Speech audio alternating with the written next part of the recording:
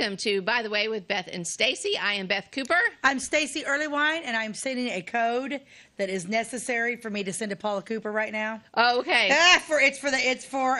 Actually, it's good news because we got an email today for the theater, and hopefully that'll go. We got a grant. We got a grant. But we don't know how much or what. She don't know anything about it. Oh, that's so exciting. So she just sent me something. So. Well, I knew if Stacey had her phone out, it had to be pretty Fingers important. Crossed, because you guys. Stacey doesn't usually be on it. She's not really one that's on her phone very much. So No. So, yeah, that's awesome news. Right. Good for us. Yay, team. Yeah, she just said PayPal, the number, and then password recovery. So I don't know what she's doing. But I just sent that to her. Well, good deal. Let's go. Yeah. Fingers crossed, guys, that it's it's enough money to pay for a roof. Pay Wouldn't for that a be roof. something? That would be something. Or at least a starting point for the roof. So. Well, right, yeah. Bravo. And honestly, at this point, even if it's $500, I don't care. We'll take it. We'll take it. Yeah, we'll take it. At this point, I'm not going to be picky. I'll take anything. Yes. Yeah, so that's exciting. Yeah. So, I'm sorry that if you see me, I'm going to leave my phone here because if Paula needs information, I need to send it to her. Yeah. She's trying to apparently get into PayPal so they can deposit it? So they can deposit money, maybe? Wow. Is that why you do fast. PayPal? I guess. Yeah, I don't know. Yeah, we did get a Walmart grant the other day, which was nice because we bought the fabric for the ceiling, which is going to be cool. Yep. And it covered that. So, yeah, fingers crossed, guys. Say a little prayer for the Nostalgia Theater because... Yes, in Flora, Illinois. We need the grants and we need the money. And you can find us on Facebook, Nostalgia Theater, and check us out. Yeah, book an event. It's going to be. It is beautiful in there already. It is beautiful in there. And it's only going to get better. Yep. It's only going to get better, you guys. So it's awesome. So today what are you going to do today? Oh, you got good news, right, Mr. Silas? Yes, Silas is Silas is on the baseball team at the junior high. He's very excited about that. He's 7th grade. 7th grade. And so today, after we're done filming, we're going to go buy him a new baseball bat because the one he has is not what he needs. What do they use? Is it metal bat? What do they use? Do you know? Is there a special bat? I don't know what they're made out of. There's sports moms out there probably laughing at me right now because they know all of the things about all of the bats and I know nothing. But I have notes that I took down from his coaches, very kind, and walked me through the whole process. So I'm going to go take him and buy a new bat. Well, I was a sports mom. And I can't tell you about any sport. My husband's been involved. Jim and I met playing volleyball. Yeah. I don't know anything about volleyball today. My son, they were in track. They both did baseball and little league and football, even college football, semi-pro. Yeah. I've watched my son Connor play football from 5th grade all the way to semi-pro. I still don't have any idea. I know he was a linebacker, and sometimes he kicked the ball. He was that center. I don't know what he did. He kicked. He did everything. He did a good job. I don't know what it was, but by golly, he was good at it. He was so cute Way to out go, there. Connor. And then Mac plays as a golfer. Yeah. Okay. So my kid, we've never been a sports family. Not that I dislike sports. It's just we weren't that family. We did other things. And now all of a sudden, Silas has this love of baseball. So he's playing junior high baseball. Carissa has decided out of nowhere to play high school volleyball. Yeah, and really out of nowhere. What is she, a sophomore? She's a sophomore and never played volleyball a day in her life. And was like, hey, I think I'll try that. And good for her. I'm happy about it. I'm not complaining. But for the first time, I'm going to have 2 kids in 2 simultaneous sports. You're not going to know how to handle yourself. And they're both fall sports. And it's just gonna be like 1 month basically. Well, maybe a month and a half of a little bit of craziness. Oh, yeah, you're going to be nuts. That's all there is to it. Yeah. The only time we never missed anything, track. I did not like track. Yeah, Carissa ran track last year. I don't like track. Not my favorite thing to Jim watch. does. Jim is helping Phil. Jim goes down does the starter gun. Oh, I saw him there. Oh, yeah, Jim likes track. He likes it. I don't. Well, it's just not very exciting unless you have somebody in every event. It's not. And so Mac ran. I don't know if it was quick or fast or whatever. But, and that was fun because it's yay. Connor was Connor's, big stocky boy, so he's not a runner. Shot put. So, you know where they put people? All the way, as far away from every event possible. So I would park, walk 15 miles to get there, watch him spin around, throw a big metal ball, and then that was it. Bye, babe. Bye-bye. Yeah. We never missed anything. We never missed a thing. The funniest one, I did not go to Mac's golf meets, and Mac was an amazing golfer. My son has got an eye. He can shoot. Mac's the best shooter. He's just wonderful. He's good at all that stuff. And I drove to Robinson because I'm going to watch, and I got my little golf cart. I'm driving around. Well, I don't know if you guys know this, but I'm not very quiet. The golf course is kind of quiet, and I can't sit still. I don't know if you guys noticed this. Beth will stay still. I'm a fidgeter. I'm constantly moving.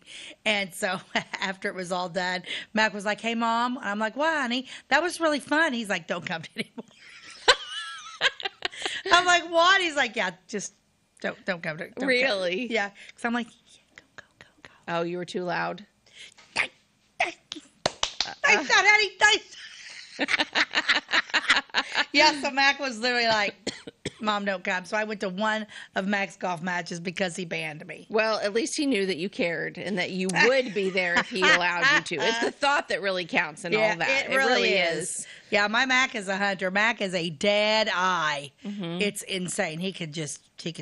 Oh God, he's insane. He's always had that phenomenal eye-hand coordination. We'll have to get him and Jason Cooper together on some kind of team. They can be the next Olympics. Did you guys see that guy at the Olympics? I think probably everyone's seen him by now, from Turkey. What is that about? The guy from Turkey, he got a silver medal in his shoot. He had no special equipment, no eye. Nothing. He had one hand in his pocket and his gun pointed out like this, and he just pow and did it. And I'm like, if that ain't Jason Cooper, I don't know who it is. That is my husband over. I mean, I was like, they're about the same age. I think Mac needs to get involved in that shooting that Jason does. Oh, he'd love it. Mac is a dead eye. He is. I've never seen anything like it. I remember we were when he was younger. We were at Jim's sister's, Denise, and she had like the clay pigeons. It didn't matter. Mac never missed. Ever. He just a dead eye. He's just got a great shot. Don't break into my son's house, by the way. Just saying. You did. But yeah, Mac is just always. We were shocked by that when he was a toddler, when he was 2 and 3 years old. It was shocking, and can spot it. And my little man Jack. Yaya, there's turkey. Where, baby? Where? I don't see. Yaya, there's turkey right there. How, honey? There's 5. Matt, I think Jack's got the same it too. Yeah, Matt can spot a deer. Look at that tree line out there, 5 Mile. There's 4 deer. You know, one's eating that one. You know. Yeah. Not me. I can't see what's in front of me. Yeah. But yeah. Anyway, yeah, that's fun. But yeah, I haven't been watching the Olympics. I'm not. I don't know why. I've been watching just like the Simone Biles. I love her stuff, and those women runners. Holy Moses! It's been hit and miss on what I've watched. I enjoy watching them, but I really haven't got to watch as much as I usually Honestly, do. I just go to Facebook and whatever they're showing, I watch. But that race between the Americans and the Jamaicans, that relay, I mean, it was like watching cheetahs out there running. Yeah, it's amazing. I can't even. I don't even know. Can you imagine if they pull them? I mean, think about that. They're going. How fast do they say they were? It's unreal. I don't know how fast they were going, but. Yeah, it's crazy fast. Crazy fast. Crazy fast. Yes. So do you have an ad for us today? I do have an ad for you today. Oh, good. Paula said, got it. Thank you. Okay. Okay. I picked out this one. Okay. Look, this is another one for the 1900s. Chiclets. That's a blast from the past. Right. After a meal, Chiclets, really delightful. That dainty mint-covered, candy-coated chewing gum. An ounce for a nickel and 5 to 10 cents for packets. Frank H. Fleer and Company, Toronto, Canada. Philadelphia and Toronto. Isn't that a neat little ad, though? Yes. Did you like Chiclets? Because that was still a thing in the 80s. I love Chiclets. You can still get Chiclets. Can you? I'm almost positive you can still get Chiclets. I don't know. But the thing about chiclets is that it was minty, like on the outside, like you had this coating and then you had the gum inside, but it was such a tiny amount of gum. Well, you have to eat 4 or 5 chiclets. Yeah, that you really need like 4 or 5. Yeah, I thought that was really neat. And I love the way he's serving it on a platter. Yeah. Here's your chiclets. It's almost like, you have any great I feel like this lady's on the Titanic. Yeah. But I love the name Chiclet. Where do they come of that? Chiclets. I don't know. Chiclets. Chiclets. Yeah, I don't know. That's after a meal. Chiclets, really delightful. I thought it was a really cool ad. I don't know. I just like that one. You can't beat the ad that we did earlier though. But that was a great one. But yeah. But even that would make a nice little photo on my wall. It sure would. Start framing these. We'll have to hang them on our set. I know it. Yeah. Like our best of ads. The best of ads. Oh, that's a good idea. Yeah. I like it. Yeah, that's fun though. But yeah, kind of interesting. No kidding. Yeah, I just thought it was a neat ad, and you don't really see Chiclets ads, but I'm almost positive. Can you still get Chiclets today? I bet he's going to look that up for us. Okay, and I know they came in white, but the ones I always liked, I think, were orange. Yeah, I think the orange so. Chiclets. They kind of tasted like an orange Tic Tac. Did you ever see the movie? It's a great movie, Dennis the Menace. Yes. You remember with Walter Matthau? With Walter Matthau. Yes. And Dennis the Menace is playing with his teeth. Walter Matthau is, Mr. Wilson is sleeping, and he knocks out. He's playing with his dentures, and he knocks out, and then so there's Chiclets right there. So he shoves the Chiclets up in the tank. I forgot all about that. You put Chiclets in. Yes. In Walter Matthau. Yeah. So can you still get them today? Still buy them. You can still buy Chiclets. So Chiclets have been around. That was 1900. Who owns Chiclets? I bet it's not Mr. Freer anymore. Who does own Chiclets? Probably some politician I'm not going to like. That same corporation that owns all the other corporations? That same corporation that's owned everybody else. Yeah, that's kind of interesting. You can still, but so the Chiclets is going strong 124 years. That's pretty good. And that was just 1900, so they've probably been around since then. Yeah. Do you find anything yet? No? He's still looking. Okay. Well, we're probably going to take a commercial break. Okay. And I bet when we come back, we'll have an answer. We'll have an answer about before this episode is over. We'll know. Who owns Chiclets. Because it's important. It is important for me. We'll be right back. At your locally owned Napa Auto Parts stores in Flora and Louisville, you can count on experts to have the solutions to keep you running on the road or in the field. More than just your car, the Napa Auto Parts stores in Flora and Louisville carry a large inventory of Napa products for farms, heavy trucks, and just about everything that moves. Experienced associates understand your needs and are ready to help with the perfect part at a great value. That's Napa Know-How at your locally owned Napa Auto Parts stores in Flora and Louisville. Briscoe Surplus Sales on the northeast edge of Flora is your one-stop do-it-all shop. Looking for rugged boots and footwear from great brands like Lacrosse, Rocky, and Carolina? They're there. How about top-notch small engine parts and service? Briscoe Surplus Sales has it. Whether you're wiring your switches or switching your wiring, Briscoe Surplus Sales has the solution and the know-how to help you get the job done right the first time. Briscoe Surplus Sales, your one-stop do-it-all shop. We like technology at Flora Savings Bank. Here's what you can accomplish in our mobile banking app in less than 30 seconds. See account balances in your transactions, set up an account alert, make a transfer between accounts, get an alert text message about your transfer, pay a bill, turn your debit card off and then back on. It all happens in the palm of your hand with our free My Bank to Go app. Search My Bank to Go in the App Store or Google Play and give mobile banking a try. Flora Savings Bank, member FDIC and equal housing lender. Okay. Welcome back to, by the way, I think we have an answer. We do. Mondellas. And apparently he said also they were discontinued for a while and they recently brought them back. So way to go. Way to go, Mondellas. The world has enough craziness in it. We do not need to lose Chiclets. That's right. That's right. For sure. I'm going to have to go see what side of the political scale the Mondellas are on before I buy them, though. Yeah. No kidding. Okay. But you better shut me down. Okay. You better go on to this story. Before Stacey gets more political, let's talk about today's episode, which is kind of I have a couple of different topics, but the first one I'm going to talk about is some secret societies. in Clay County. Ooh. In Clay County? Oh, I have came across so many secret societies in my research lately. What? Yeah, there's one that was more around the Civil War. That one, it deserves its own episode. I'm not really going to touch on it today. Right. But today, the one I'm going to talk about is the Grange. The Grange. When you hear the Grange, what do you think of? The Grange? I don't know, teacher. Pick me. Little Beth, would you like to tell us what the Grange? When I hear the word the Grange, I think of Little House on the Prairie. Oh, jeez.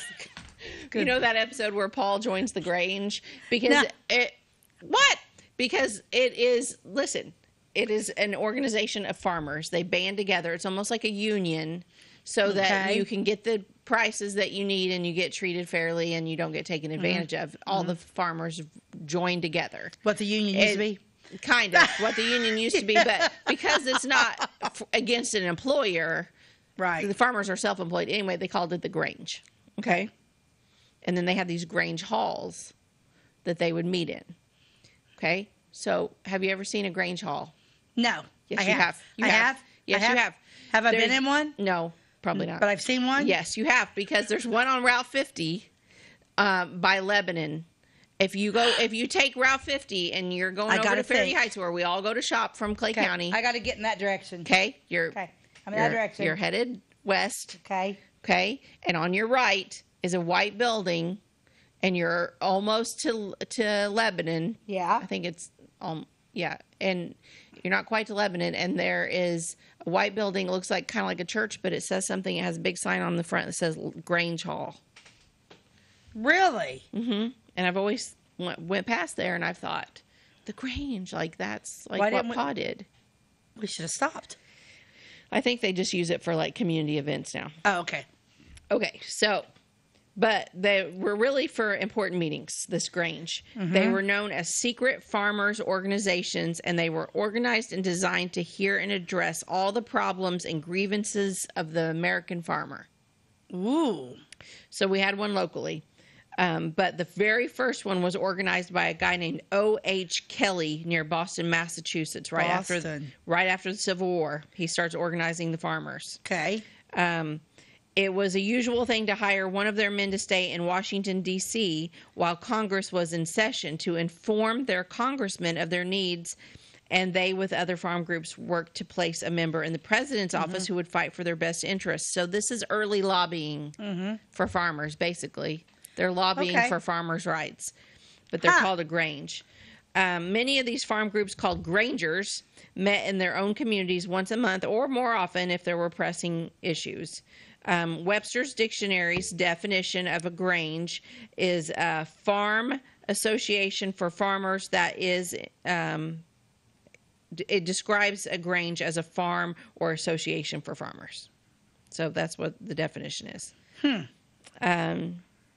But they also use their buildings for get-togethers and fiddle playing. Now, do you know who played the fiddle? I know who played the fiddle. I was trying to refrain from making everything about Pa Ingalls, but okay. We all know that's what you're going to do. I'm literally going to have to start. Where can I watch them? I can watch them on Friendly TV, but like you can stream them. Yeah, where can I stream? I'm going to start from the beginning. I'm going to do every season of I don't Little remember. House on the Prairie. I think you could do that on Friendly. Okay. But that's it. I don't know. That's going to be my... Do you still have a DVD player? Yeah. I have them all on DVD. Do you? I do. Okay. In October of 1924, John Seaburns, Sully Winchester, and Emma Brisden, so there's women too, invited prospective members to meet at the Stanford Town Hall east of Flora. So Stanford Town Hall east of Flora, I don't really know where that is. It may not still be there. It may not be there. East of Flora. So in Clay County, they're starting the Grange. It is women and men. It's not. This is unusual because a lot of organizations were either all men or all women. Okay. From this group of farmers, the first Fairview Grange was organized. That's what they called it, the first Fairview Grange. 2 weeks later, the first officers were installed in an official order by a representative from the Grange headquarters These were the Clay County people that were the officers. Arthur Schweppe, he was called First Master. O.D. Johnson, Sam Cash, Jake Lillick, Dora Stanford, Nancy Johnson, John Stanford, Louis Brisden, Charles Smith, Caroline Stanford, Nell Cheney, Nettie Smith, and get this last name, Lecta Lillick. Lecta Lillick. Lecta Lillick. It's an unusual name. I haven't heard of her before. Lecta Lillick. Many others became members over the years that the organization was active. So I don't know for sure how many Grange Halls there were in the Clay County area. There is one for sure that was also remembered being south on Route 45. And it was said to have been built a few years after the Stanford Town Hall one was organized. So there was at least two Granges. But there's also one, I guess, located on Route 161, not in Clay County, but probably that would be Wayne County or Marion County. 161 and Bannister Road. I bet that's Marion County. So there's still a few old Grange Halls around. But there was another secret organization which addressed the problems of farmers. And this one is even older, and it was organized around 1888. And I love the name of this one. What is it? The Illinois State Detective Association. But it was for farmers. It was for farmers. But it was for farmers. Mm-hmm. They addressed the problems of farmers. In the beginning, it was mostly for the protection of farmers' livestock from thievery. So I guess that's where the detective part came in. Like they're fighting horse thieves and cow thieves and pig thieves and they're chicken thieves. They're a detective agency. How interesting is that? Yeah, but later it included most any property owned by members. So local groups throughout Illinois organized into legal detective associations affiliated with the state organization. Rewards were offered to anyone furnishing evidence convicting a thief stealing from a member, and several rewards were paid. Most farmers' wives in those days raised a flock of chickens. Here we go with chickens. Here we go, chickens. And there were some men who almost made their entire living by stealing chickens and livestock and reselling all of it. So there was just a lot of known thieves in the area. So if you joined this detective agency and probably paid money to it, they would investigate when this happened and then pay a reward to get your... Okay. And it worked. The members of the detective organization were instrumental in bringing many of these thieves to conviction, and some were even sentenced to serve time in the penitentiary for their crime. This may seem like a severe sentence for just livestock, but back then that was important to other people's livelihood. So it was these farmers. That's their business. Okay. So there were many such organizations that were formed after the Civil War. Some were for protection, like the detective agency, and then some were simply fraternal and just more for fun. One organization, this one kind of blew me away because it's not politically correct. So this is history. So I'm just saying, like I'm reporting whatever it as was in history. One organization was called the Improved Order of Red Men. Really? It was a secret order founded on the customs and traditions of the American Indians. And this was the first all-American benevolent society and was under the name of Improved Order of Red Men. The name of that is not politically correct at all, but I think they were actually honoring their ways. That kind of, because like, if you think about it, like Illini and Shawneetown and all that stuff, maybe that's what it is they're, because they continued on. Yeah. Apparently in Illinois, we respected the American Indian because so many things are. Oh, right. Chief Illini and. Yeah. Okay, so these branches of this secret fraternal order of red men were called tribes. and they were over a whole large area of the U.S. And at one time, there were over 500,000 members of this Improved Order of Red Men. Wow. And they collected and dispersed more than $1 million to the needy each year. Oh, wow. So they made their money and then they gave it to the needy. That's nice. So it was, I think, a good organization. But one such tribe was organized in Xenia. It was incorporated in 1883. And Ernest Elliott, which we've talked about Ernest Elliott because he was an early historian. He wrote for the Clay County paper in the 1960s, and he shared a lot of history. We did a whole episode on him, but we've used his research in a lot of our episodes. Ernest Elliott had one of their very ornate badges at one time, and it was made of silk, had gold tassels, and 3 gold plaques on which was the wording, Wapitatuck, tribe number 358, Imp, D-O-R-M, Xenia, Illinois. I don't know what any of that means, but you probably had to be in that society to know what it all meant. Probably. But it was a 3-inch by 9-inch badge. But anyway, the Xenia tribe has long since faded, and their wigwam is gone. So I don't know if they actually had a real wigwam or if that's just wording. But, okay, so then another secret society was called the Farmers Mutual Beneficial Association. And they advocated new and improved methods of farming, but they were also a fraternal organization, kind of like the Moose or the Elks or something like that. So they were fraternal, but they were also for farmers' improved methods. Ernest Elliott wrote that his father was a member of the Clay County Farmers Mutual Beneficial Association, and he had told Elliott when he was a boy that in order to be a member and sit at the meeting, you had to know the password. So there was a password to get in, and you had to know it to be there. And Ernest remembers that one year the password was farmers. Dun, dun, dun, dun, dun. You know that jingle from Farmers Insurance? Well, you're going to have to be a little bit more. No. The password was peaches and cream.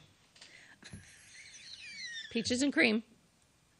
That was the password? Okay, you can come in.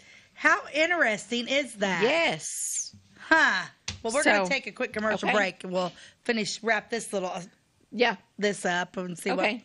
If you're looking for a loan for your brand new home, call Clay County State Bank. If you want to transfer money so your future will look sunny, call Clay County State Bank. We got checking and savings and bill pay too. An online banking, just ask our crew. For all your banking needs, we think you will agree. Clay County State Bank is the place you need to be. Clay County State Bank. At Clay City Banking Company, we're all on the same team, regardless of zip code. At home, work, school, or across the country, you can be part of our team with our cutting-edge mobile banking products. From your hand, you can check balances, transfer money, make deposits, and pay bills. Looking for a loan? We've got you covered with our mortgage, agriculture, commercial, and consumer loans. Join our team today. Clay City, Flora, Louisville, and Fairfield Banking Companies. We're the hometown banks, member FDIC, and equal housing lender. Tomorrow. Some fear the uncertainty it brings. Some trust the promise it holds. At Grinnell Mutual, we are always looking forward to tomorrow, growing and innovating. So even if the plans you have for the future aren't the same as the plans that the future holds for you, you can be ready.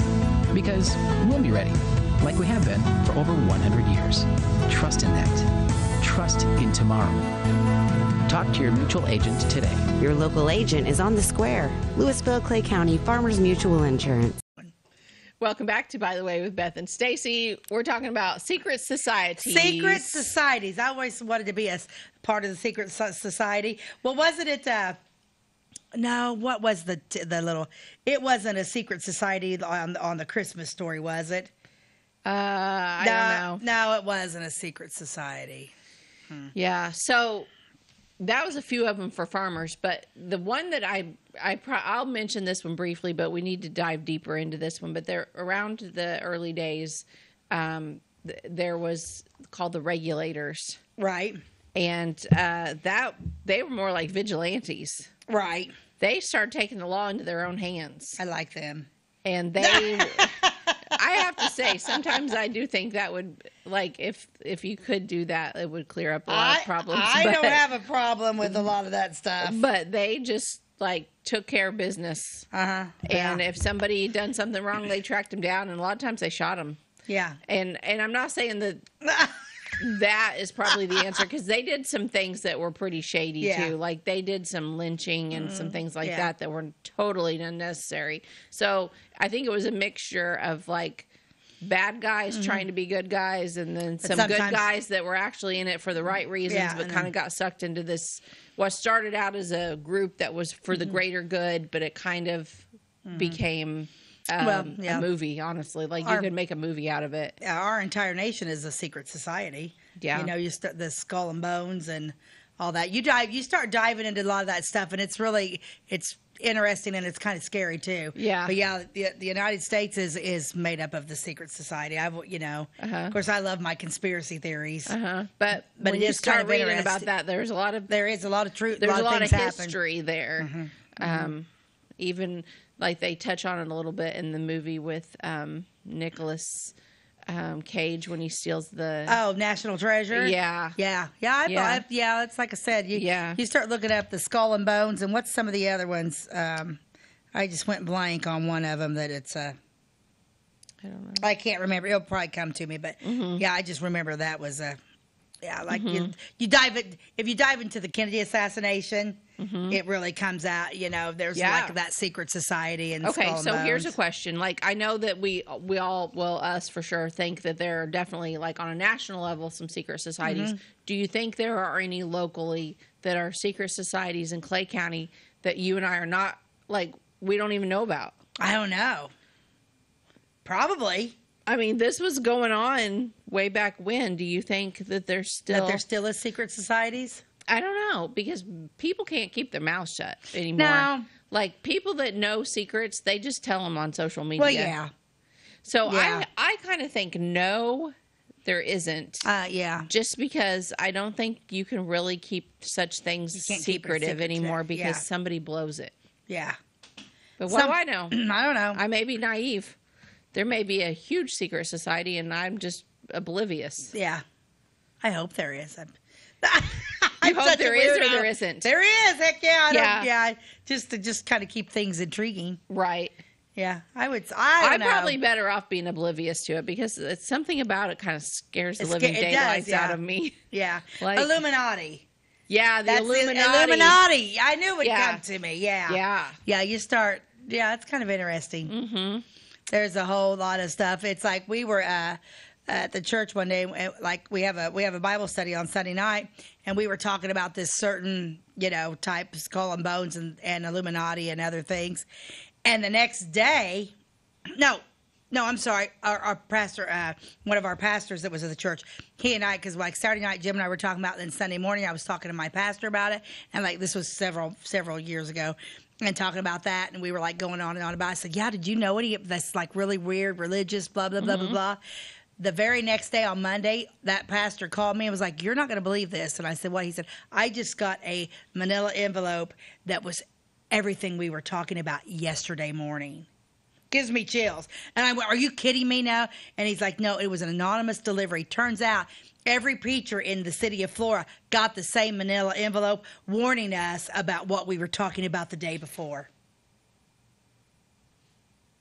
Well, now I'm scared because we just did an episode on this. I mean, it was like, because I told Jim, I said, if you're watching this, don't threaten Stacey and I if you're part of some organization. We don't know what we're talking about. We're just chatting about something we came across. But it was just interesting. So Saturday night, Jim and I were talking about it. Sunday morning, I was like, hey, did you know about this? Have you ever heard about this organization? He's like, no, I haven't. Monday morning, every preacher in town, because Jim was like, did somebody overhear your conversations? It was just me and him and the sanctuary at the church that morning. But this person that sent this thing was like talking negative about, because I was like, oh man, I don't know about this. This could be a little bit off or whatever. And then it was like warning on this. But I called Jim. I said, you're not going to believe this. Of course, Jim was then at the Baptist church, First Church of Flora, preaching that morning. And I sent him a message. Oh my gosh, on Monday. And he didn't say anything. But then on Monday, right after church, I said, oh, me and Lauren were having this conversation. Then on Monday, Lauren called me and told me that was delivered at the church. I'm crazy, so I called Jim, and Jim was like, "Oh, I'm going to go to the church to see if I got one." Jim got one delivered, and it was like Jim Earlywine, Pastor Jim Earlywine, and that was it. No signatures, no nothing. It was like hand delivered. It was like on everybody's doorstep, every church's doorstep. It would be hard to get away with that now, because almost every place has cameras. Right. Even a few years ago, there were cameras, but not like there are today, even in the past few years. Yeah. Like it. Yeah, and we're like, we opened it up, but I've still got the packet at home. And it was like, here's what's happening in Clay County, and all pastors need to be aware. Whoa. And they broke down a bunch of weird stuff. So Wow. I'm like, oh my gosh. And I called Lauren. I'm like, oh my gosh, how did that? See, I like being oblivious. Sometimes, this is the not really years, but like there's too much information in the world. Yeah. I don't need to know all of the things that I know. I don't need to have seen all of the images that I've seen. It's too much. I don't think God ever intended us to know everything. Agreed, and so I don't want to know everything. Just don't tell me. Well, and it's like, because it's just like with the American people, it's like, we need to know every single thing the government says. Trust me, you probably don't want to know what's going on. You probably don't want to know about all the terrorist attacks that did not happen. Yeah. You know what I'm saying? Sometimes it is good to be in the dark. I don't think I would want to know. A president doesn't go into office with jet black hair, and then within 6 months to a year is fully white-handed. Yeah. That'll tell you something. Yeah, I think oblivious is. Yeah, I think. Yeah, I don't want to know everything that's going on. I don't want to know either. Just I want to I want to have a little bit of information, but I don't want to know everything. Yeah. No, I don't either. Kind of I don't know. I just thought that was neat. And then so Jim was calling some of the other pastors that he knows, and they're like, "Yeah, I got this really weird. Do you know anything about this? Do you know anything about this?" Man, no, I don't crazy. even think. Well, and Jim, I said, it was of course, I want to know everything. I'm not reading anything this thick. If I can't get it in a couple I'm not a strong reader. I'm not. I don't maintain. My brain's just like boom, boom, boom, boom, boom, boom, boom all the time. I don't maintain a lot of logic upstairs. Yeah. And so I'm like, ooh, what it's saying? Jim's like, I didn't care. God's in control. Jim. Yeah, whatever. Yeah, Jim was like, yeah. He's like, I don't care. That's we're kind of like, you do you, boo.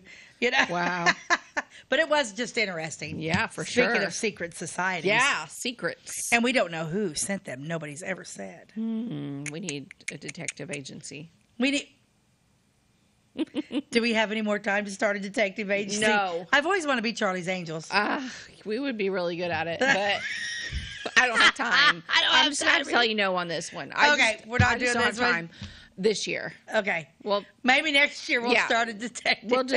We'll just put it on hold. Okay. Let's not say no forever. Back burner for now. Back burner. Okay. It's not no forever. It's just not no. It's just a no right now. Okay. So we need to keep going because you have one more story to tell us. Yes, I have another story, and it is pretty cool. I did not know this, and it has absolutely nothing to do with secret societies. Nope, it has everything to do with the whales.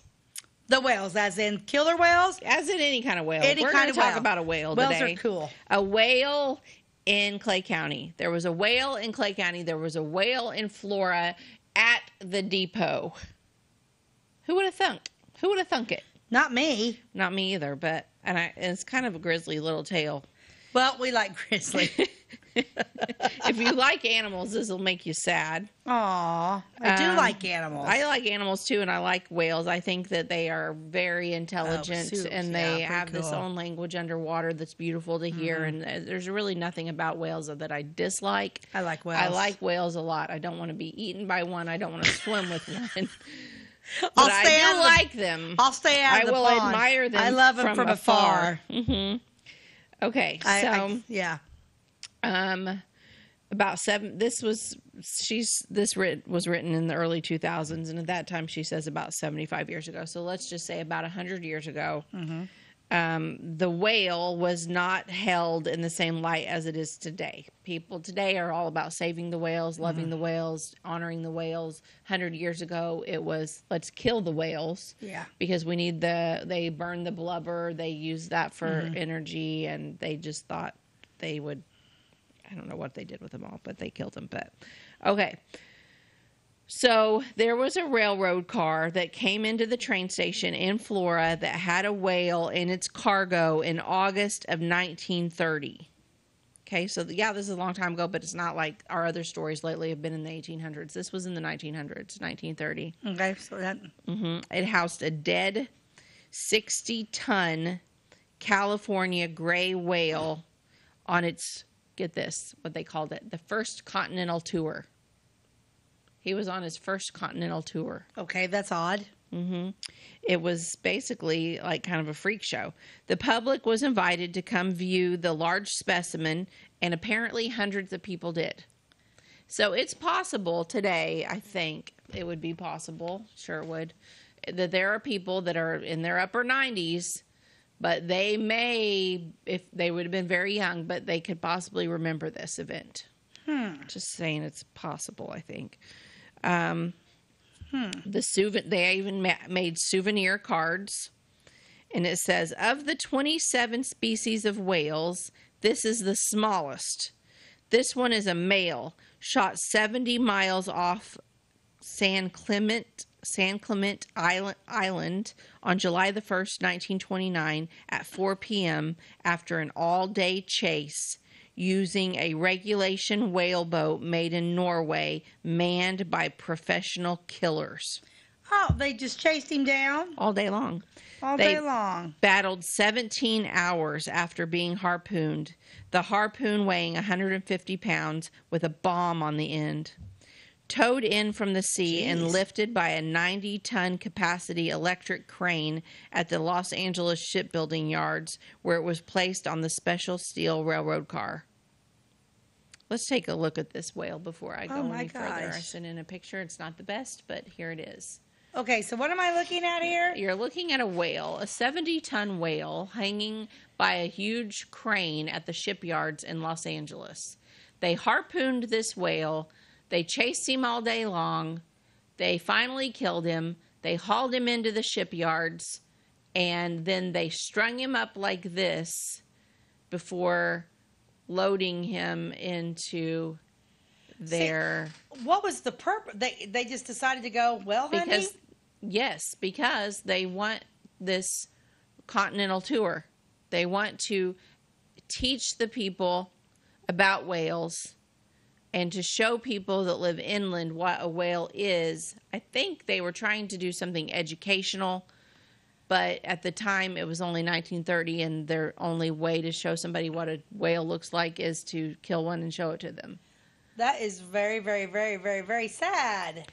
Yes, it is a very sad story. Ty, if you find any other pictures you think would be great, you can show us as well. But how interesting is that? Yeah, you listen to this part. Pictures. It took 10 morticians 14 days and nights to embalm it with over 5,600 gallons of special fluid. Okay, we got to take a commercial break on that note. We'll be right back. We'll be right back. Do you bowl like this? That's great. Do you bowl like this? That's great too. That's because whether you're a pro or you just want to have a lot of fun, at Pegel's Silver Dollar Lanes, we have a lane for you. We have galaxy bowling, gaming for kids and adults, Joe's Pizza, a full bar, darts, pool, and fresh and clean bowling shoes. Boy, does that smell nice. So come on down to Pegel Silver Dollar Lanes in Effingham, where we have a lane for you. My name is Robin Stanford. I own Stanford Marketing. It's a promotional products business along with an embroidery business. And we do custom hats, t-shirts, anything, you name it, we can make it. People like that we do stuff in-house and we can actually make things here and that we're not contracting to work out to other places. We never say no. We always try to find a way to do it. If anybody can do it, we can do it. We are hardworking women, that is for sure. Come to Stanford Marketing in Flora for all your custom and promotional needs. Jimmy ordered lumber, doors, paint, windows, electrical, plumbing, and much more. Oh yeah, Jimmy ordered guns too. John Lucas. What? You better be dreaming about all the stuff we sell here at Zink Building Center. Oh, I would. St. Building Center in Louisville on Route 45. It's a cool place.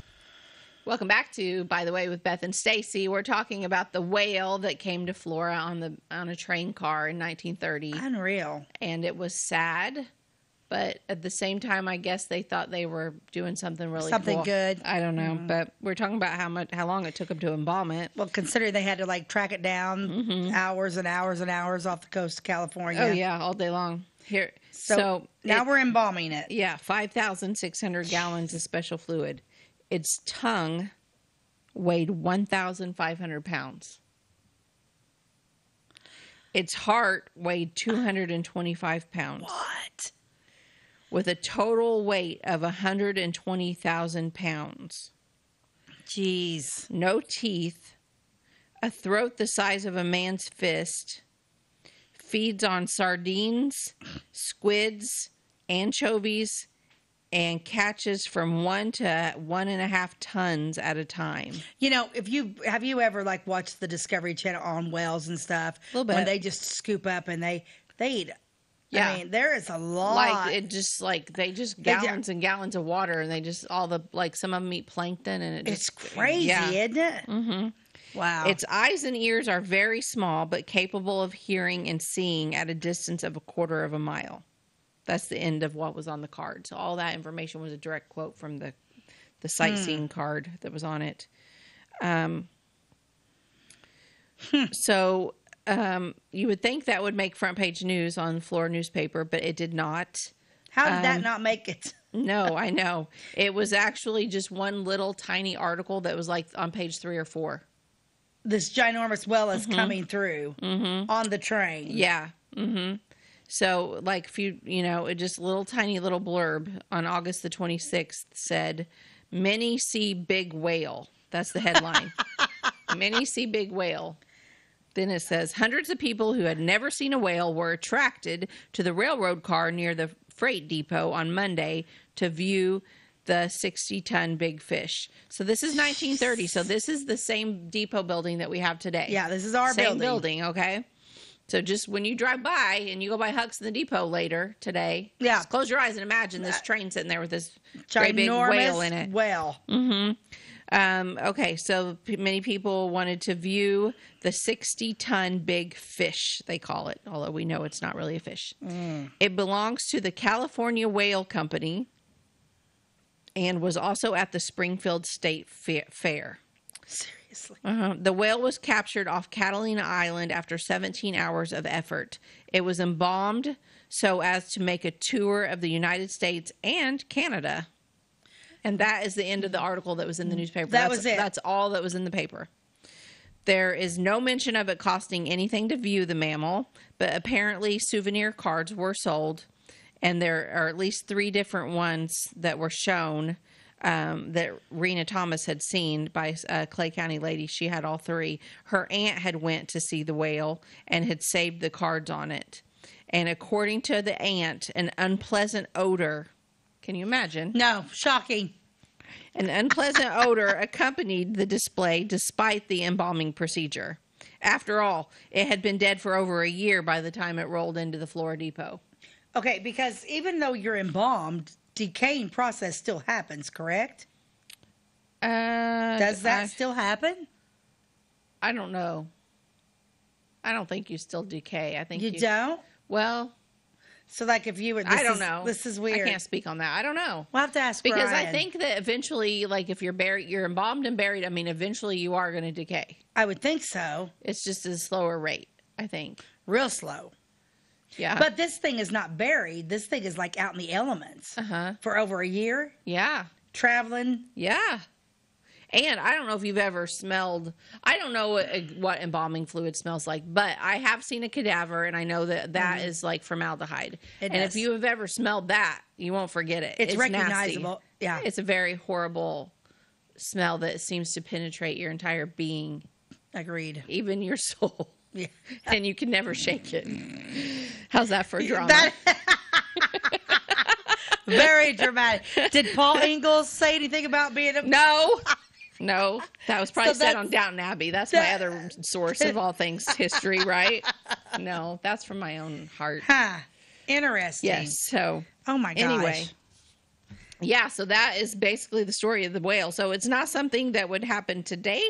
Oh my gosh, PETA would be there burning down our depot. Oh, absolutely. I mean, and the people in Florida, we wouldn't want that anyway. No. I mean, society has changed, and people honor the whales, and they realize that they're important to the ecosystem. They don't want to. They're intelligent beings. There's no reason to kill them. God didn't make any mistakes, right? I mean, it's no. He put them there for a reason. But in defense of the people who thought this was a good idea at the time, it was 1930. It was 1930. Things were different. Society was different, and I really think that they probably thought they were doing an educational service. Absolutely. And it's the same way with like the Field Museum at Chicago. Like you've been to the Field Museum, right? Yeah. Okay.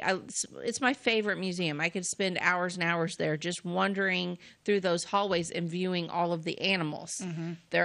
It's better than a zoo. Oh, I think so too. All of the animals are there. They're just dead. If They're all embalmed. Night at the Wax Museum were true. I think it is true. That would be sweet. Have you been in the museum after dark? Heck no. Me either. So how do we know that it's not true? Maybe it is happening. It's happening. We just don't know it. It's probably a secret society It of is people that know about society. such things. No, but seriously, the Field Museum has aisles and aisles, rows and rows, entire sections of dead embalmed animals that you can view up close. And really, like, there's glass, but you can get right up next to them, and you don't really get that at the zoos. No. Where you're so close to a zebra that you're just like, oh my gosh, check out this and this.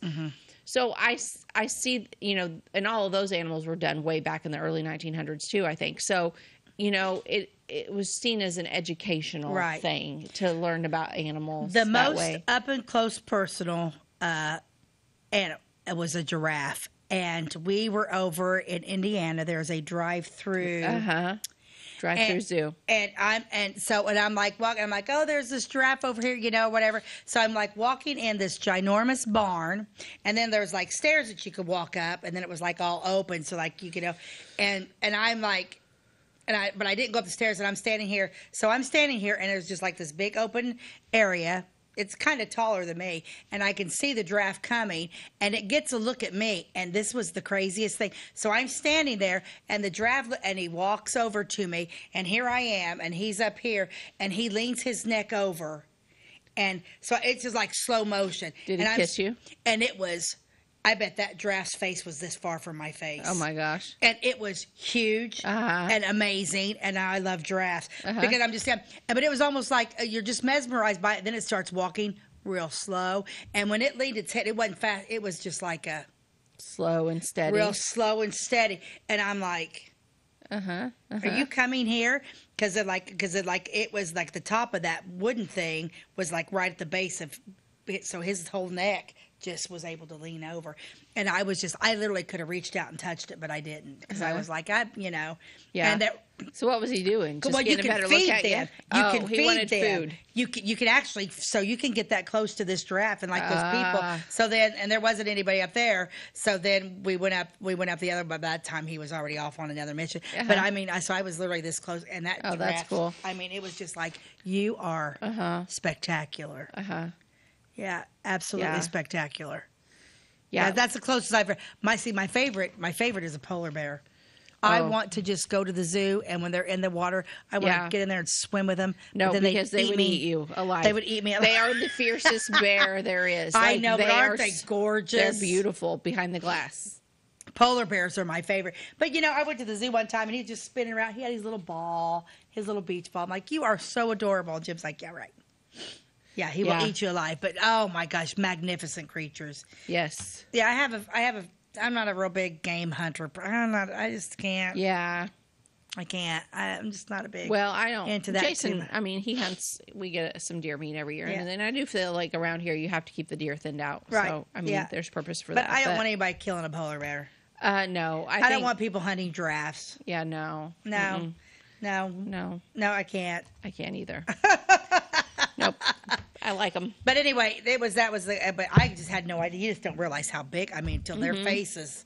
It was like, you are huge. A buffalo. We were in Custer State Park, and through one of them. Man, those things are huge. Oh, my God. And why are there always videos of people getting out of the car and getting close and getting a selfie? I watched a video the other day, and there were these bears on the side of the road in Yellowstone. No, they're bears. Grizzly bears. Black bears are usually more like scared of you, run away, I think. Not that I know this for sure. Don't take my word on it.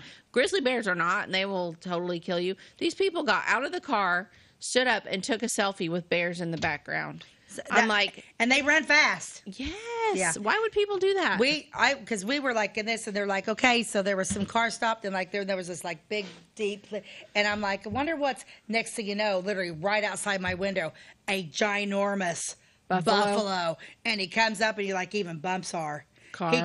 He kind of bumped the car, and I mean we were face to face too, and it was like, you are huge. And then and it says all over the place, stay in your vehicles, do not feed the animals, And we were behind this car, and there was buffalo there, and this woman got out with a bag of Cheetos, and I was really like, I hope that buffalo destroys you right now, because you are not smart enough. You're not smart enough to be with the rest of the planet. And I was like, okay. And I'm like thinking, oh my gosh, what's that woman doing? Then it made me mad. Because first of all, don't feed it what it's not supposed to. You make it sick. Yeah. And second of all, I looked at Jim and I was like, man, I hope that buffalo charged. I hope he just takes her out. But you wouldn't want to see that, though. Well, she was pretty stupid. That was stupid. People do it all the time, though. I mean, there are maybe so idiots mad out there when it comes to wildlife.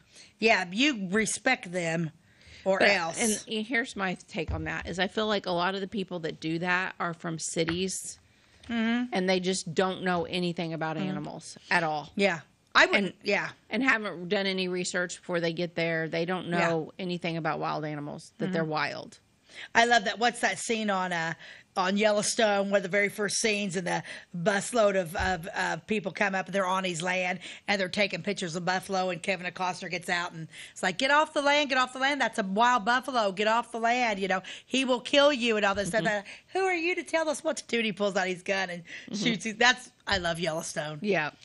Okay, good. So here, you're going to love this. Deep Thoughts by Jack Handy. Deep Thoughts by Jack Handy. You're going to love this one. Okay. Dad always thought laughter was the best medicine, which I guess is why several of us died of tuberculosis.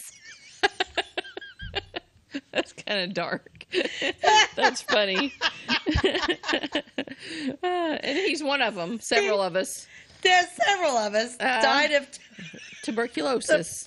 Laughter is the best medicine unless you're talking tuberculosis or getting oh my gosh, trampled by a buffalo. Yeah. How funny is that?